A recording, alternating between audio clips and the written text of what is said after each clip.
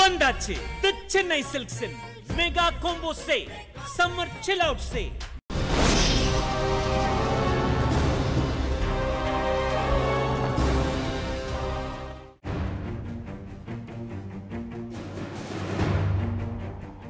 பாகிஸ்தான் இந்தியா பதற்றத்தின் பெருஞ்சத்தத்தில் இந்தியாவை குறிவைத்து சீனா மேற்கொண்டு வருகின்ற சில வியூகங்கள் நிசப்தமாகவே இருந்து விடுகின்றன. யுத்தத்தை முன்வைத்து அங்குள்ள பெரும்பாலான அரசியல் கட்சிகள் பகடையாடிக் கொண்டிருக்க, சீனா இந்தியாவை இட்ட தனது நீண்டகால நலன்களை நோக்கி மிக வேகமாக நகர ஆரம்பித்துள்ளது.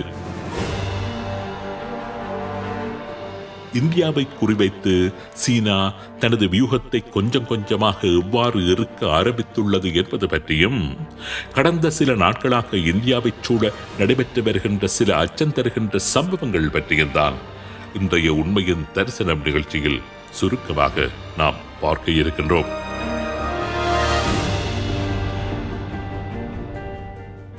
முதலாவது, அண்மையில் இந்தியாவுக்கும் பாகிஸ்தானுக்கும் இடையில் நடைபெற்ற சண்டை விடயத்தில் இந்தியா தனது எதிரியாக பாகிஸ்தானை முன்னிலைப்படுத்தி இருந்தாலும், உண்மையிலேயே அந்த சண்டை என்பது இந்தியாவுக்கும் சீனாவுக்கும் இடையிலானதுதான்.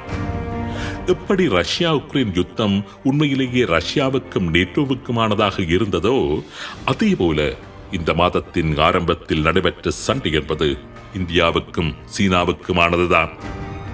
பாகிஸ்தான் என்பது அந்த யுத்தத்தின் ஒரு பிளேயர் மாத்திரம்தான். சீனாவினால் களமிறக்கப்பட்டிருந்த ஒரு பிளேயர், அவ்வளவுதான்.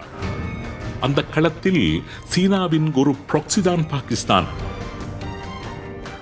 இந்தியாவின் பலம் என்ன, பலவீனங்கள் என்ன, இந்தியாவின் ராஜதந்திர வலிமை எப்படிப்பட்டதாக இருக்கின்றது, இந்தியாவுக்கு ஒன்றென்றால் எந்தெந்த நாடுகள் எல்லாம் களத்தில் குதிக்கும், இந்தியாவுக்காக எந்தெந்த நாடுகள் குரல் கொடுக்கும், ஒரு பிரச்சனை என்று வருகின்ற போது இந்தியாவை உள்ளடக்கிய குவாட் அமைப்பு இந்தியாவுக்காக எந்த அளவுக்கு இறங்கி நின்று போராடும், குறிப்பாக அண்மை காலமாக சீனா தயாரித்து கொட்டியுள்ள ஆயுதங்களின் சீர்திறன் எப்படிப்பட்டவை, இவைகள் அனைத்தும் பரிசித்து பார்க்கப்பட்ட களம்தான் அண்மைய இந்திய பாகிஸ்தான் யுத்த களம்.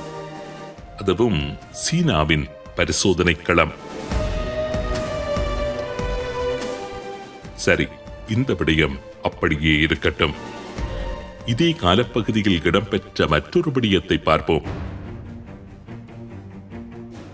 இந்தியாவுக்கும் பாகிஸ்தானுக்கும் இடையே கடுமையான யுத்த முன்னெடுப்புகள் மும்முரமாக நடைபெற்றுக் கொண்டிருக்க, ஆபரேஷன் சிந்தூரை இந்தியா நடாத்தி கொண்டிருக்க, சீனாவோ தனது வேவுக்கப்பல் ஒன்றை மெதுமெதுவாக இலங்கையின் தென்கடலுக்கு அனுப்பி வைத்திருந்தது.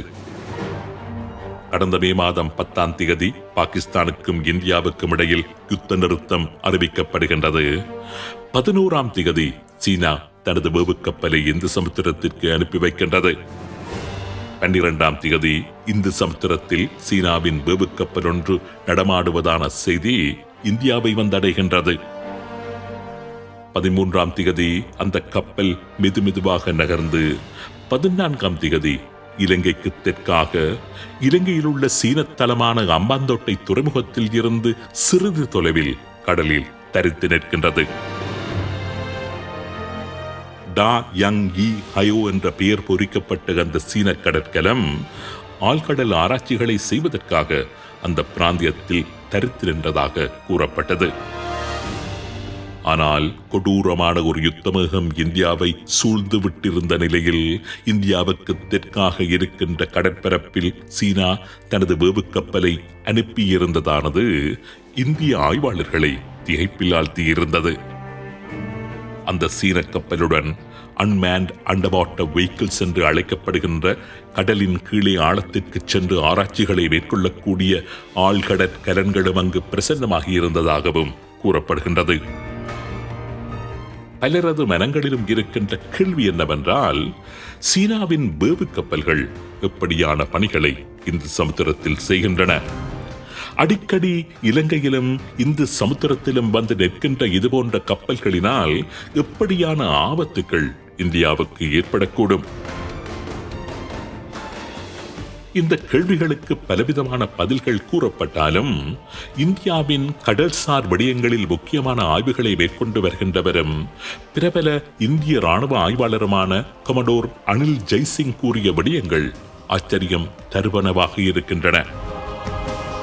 கொமடோர் அனில் ஜெய்சிங் இந்தியாவின் நீர்மூழ்கி கப்பல் படைப்பிரிவில் அதிகாரியாக கடமையாற்றியவர்.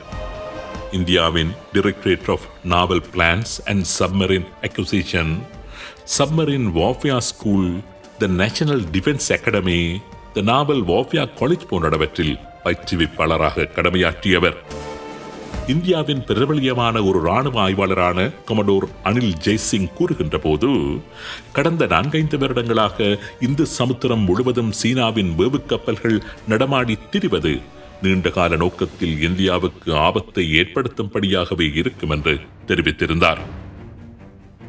சீனாவின் இதுபோன்ற வேவுக்கப்பல்கள் அல்லது ஆய்வுக் கப்பல்கள் இதுவரை எந்தவிதமான சண்டை நடவடிக்கைகளிலும் ஈடுபடவில்லை என்பதுடன் வெள்ளை வர்ணம் தீட்டப்பட்டு சிவிலியன் ஆய்வுக் கப்பல்கள் என்கின்ற தூரணையில் தான் இந்து சமுத்திரத்தில் இவை நடமாடியும் தெரிகின்றன.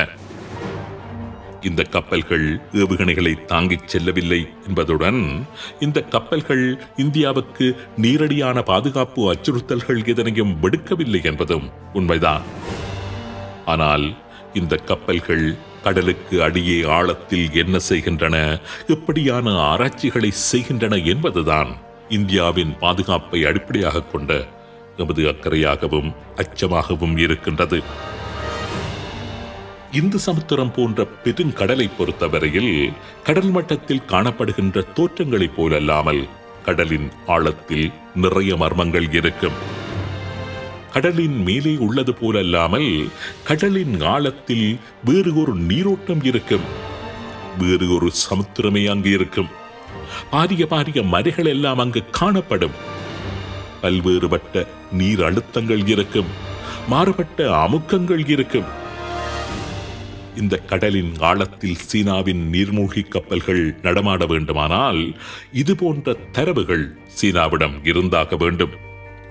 எந்தெந்த இடங்களில் நீர்மூழ்கி கப்பல்கள் மறைந்திருக்கலாம், எந்தெந்த ஆழத்தில் இவை மறைந்து நடமாடலாம், எப்பொழுது அவை வெளியே வந்து தாக்குதல் நடவடிக்கைகளில் ஈடுபட வேண்டும் போன்ற விடயங்கள் எல்லாமே இதுபோன்ற ஆராய்ச்சி வேவு கப்பல்கள் மூலம் திரட்டப்படுகின்ற தகவல்களை அடிப்படையாக வைத்து மேற்கொள்ளப்படுகின்ற கணக்கீடுகளின்படிதான் திட்டமிடப்படும். எதிர்காலத்தில் சீனா தனது நீர்மூழ்கி கப்பல்களை இந்து சமுத்திரத்திலும் வங்காள விரிகுடாவிலும் பெருமளவில் நடமாட வைப்பதற்கு ஏதுவான தயாரிப்பு நடவடிக்கைகளை தான் தனது வேவு கப்பல்கள் ஊடாக தற்பொழுது அங்கு செய்து கொண்டிருக்கின்றது என்று தான் நம்புவதாக கமடோர் அனில் ஜெய்சிங் தெரிவித்தார். இந்த விடயம் பற்றி அவர் மேலும் கூறுகையில், சீனா வங்காள விரிகுடாவை முக்கியமாக குறிவைத்து வருவதாகத்தான் உறுதியாக நம்புவதாக தெரிவித்தார். குறிப்பாக வங்காள விரிகுடா மீது தனது நீர்மூழ்கி கப்பல்கள் கொண்ட ஒரு ஆக்கிரமிப்பை சீனா செய்வதற்கான நகர்வினை மேற்கொண்டு வருகின்றது. 2017 ஆண்டு மற்றும் 2019 ஆண்டுகளில் சீனா 2 நீர்மூழ்கி கப்பல்களை வங்காளதேஷின் கடற்படைக்கு வழங்கியிருந்தது. அத்தோடு வங்காள விரிகுடாவை மையப்படுத்தி வங்காளதேஷில் BNS ஷேக் ஹசீனா என்கின்ற ஒரு கடற்படை தளத்தையும் சீனா நிர்மாணித்துள்ளது.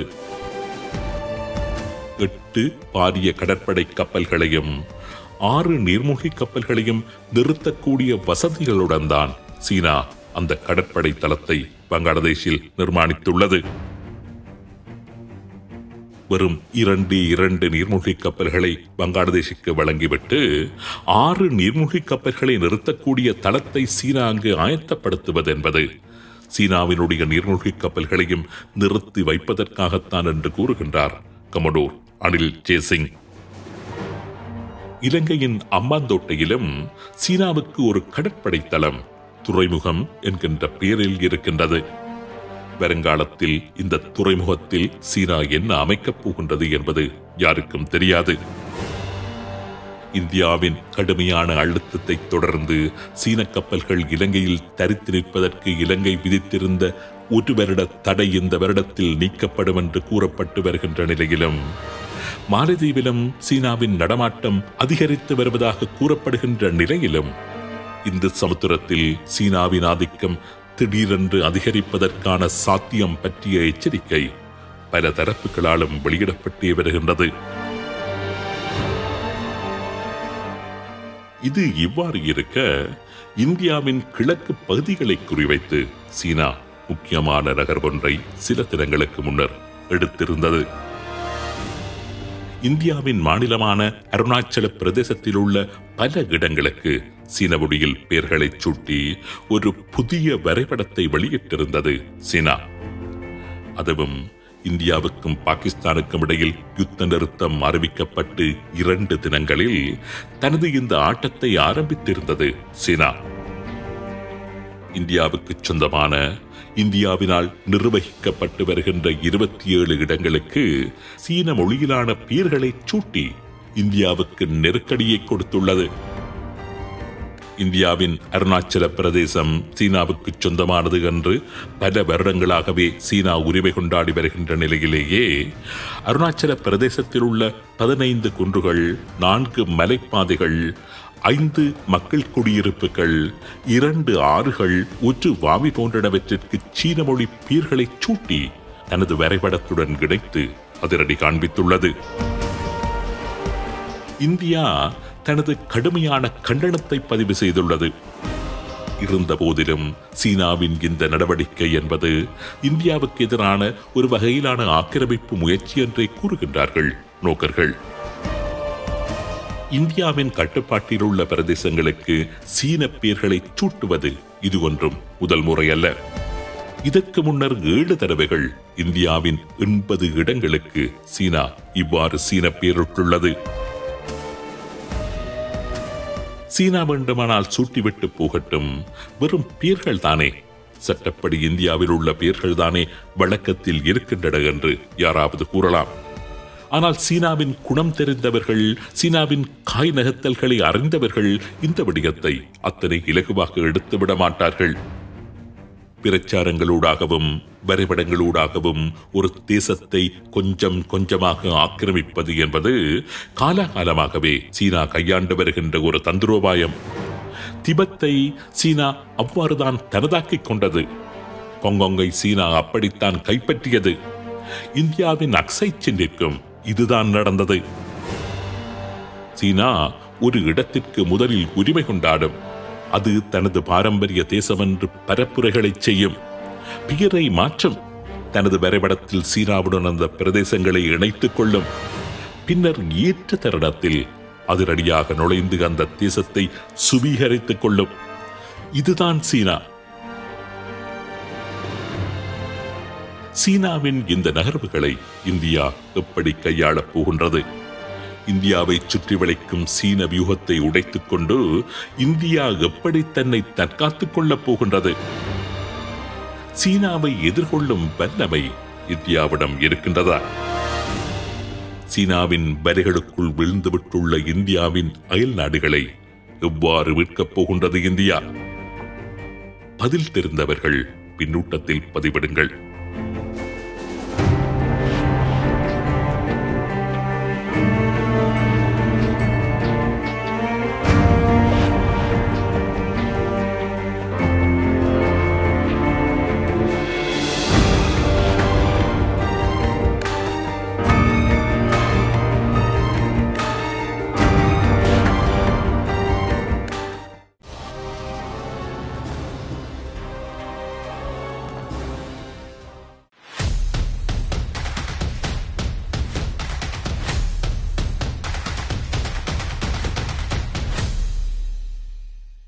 வந்தாச்சு தி சென்னை சில்க்ஸின் மெகா கோம்போ சே சம்மர் சில் அவுட் சே